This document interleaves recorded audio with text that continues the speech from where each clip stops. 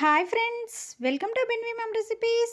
ఈరోజు మన ఛానల్లో పాకంతో పని లేకుండా ఎంతో సింపుల్గా కేవలం 10 నిమిషాల్లో అరిసెలు ఎలా చేయాలో చూద్దామండి. ఈ సంక్రాంతి పండగకి సింపుల్గా ఈ ప్రాసెస్లో ట్రై చేయండి. టేస్ట్ అయితే మాత్రం చాలా అంటే చాలా బాగుంటాయండి. తడి బియ్యం పిండి కూడా అవసరం లేదండి. ఈ అరిసెలకి చాలా తేలికగా చేసుకోవచ్చు. అరిసెల ప్రాసెస్ చాలా ఎక్కువగానే చాలామంది చేయడానికి ఇబ్బంది పడుతూ ఉంటారు కదా. ఈ ప్రాసెస్లో చేయండి. సింపుల్గా చేసిన టేస్ట్ చాలా బాగుంటుంది. ఈ అరిసెలు అయితే పైన క్రిస్పీగా లోపల సాఫ్ట్గా చాలా చాలా బాగుంటాయండి. ఇక ఆలస్యం చేయకుండా ఈ సింపుల్ ప్రాసెస్ ఎలాగో చూసేద్దాం రండి. ముందుగా స్టవ్ పైన ప్యాన్ పెట్టుకొని 1.5 కప్పు బెల్లాన్ని యాడ్ చేసుకోవాలి. అలాగే 2 కప్పుల వాటర్ని కూడా యాడ్ చేసుకోవాలి.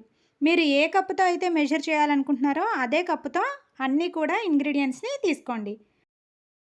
మనం తీసుకున్న ఈ బెల్లము వాటర్లో కరిగితే సరిపోతుందండి. చూసారు కదా, బెల్లం అనేది ఈ విధంగా కరిగిన తర్వాత బెల్లంలో ఏమైనా ఇసుక లాంటిది ఏమైనా ఉంది అనుకుంటే ఈ బెల్లం వాటర్ని ఒకసారి స్ట్రెయిన్ చేసుకొని తీసుకోండి. నేను తీసుకున్న బెల్లంలో అయితే మాత్రం ఏమాత్రం డస్ట్ లేదండి, అందుకనే డైరెక్ట్గా తీసేసుకుంటున్నాను.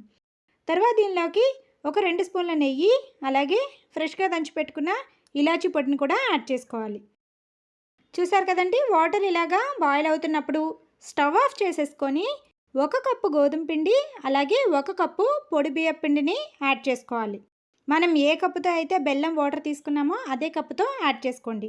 ఇలా పిండి వేసుకున్న తర్వాత అంతా కూడా కలిసేలాగా కలుపుకోవాలి. ఈ స్టేజ్లో ఒక్కొక్కసారి బియ్యం తేడా వలన వాటర్ సరిపోదండి.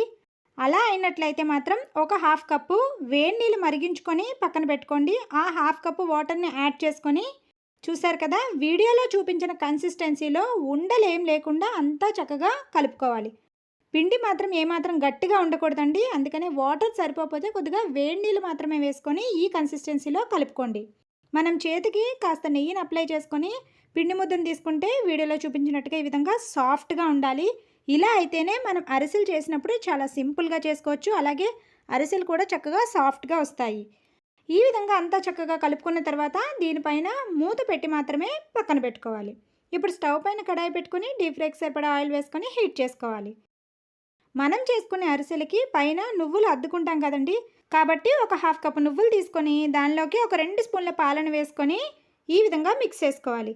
ఇలా పాలు వేసి కలపడం వలన మనం ఈ నువ్వుల్ని అరిసెల పైన అద్దినప్పుడు అరిసెల నుంచి నువ్వులు అనేవి విడిపోకుండా ఉంటాయి. ఇలా కలుపుకొని పక్కన పెట్టుకోవాలి.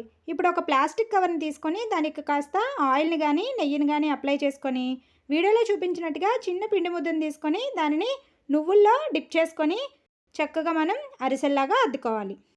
చూసారు కదండి, పిండి అనేది మనం సాఫ్ట్గా ఉంటేనే అంచులు కూడా చక్కగా ఏమాత్రం పగిలిపోకుండా పర్ఫెక్ట్గా వస్తాయి. ఈ విధంగా అరిసెల మాదిరిగా ఒత్తుకున్న తర్వాత ఈ అరిసెని వేడైన ఆయిల్లో వేసుకొని ఫ్రై చేసుకోవాలి.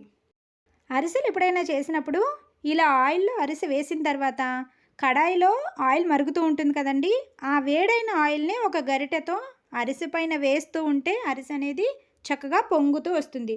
నార్మల్గా మనం తడి బియ్యం పిండితో చేసిన అరిసెలైనా సరే ఇలా చేయండి, చాలా అంటే చాలా బాగా పొంగుతూ వస్తాయి. అప్పుడే పైన లేయర్ అనేది క్రిస్పీగా ఉంటుంది. చూసారు కదా, 2 వైపులా మంచి గోల్డెన్ కలర్ వచ్చిన తర్వాత దానిని ఈ విధంగా ఒక గరిటెలోకి తీసుకొని వీడియోలో చూపించినట్టుగా ఏదైనా ఒక గిన్నెతో బాగా ఎక్స్ట్రా ఆయిల్ని అద్దేసుకోవాలి.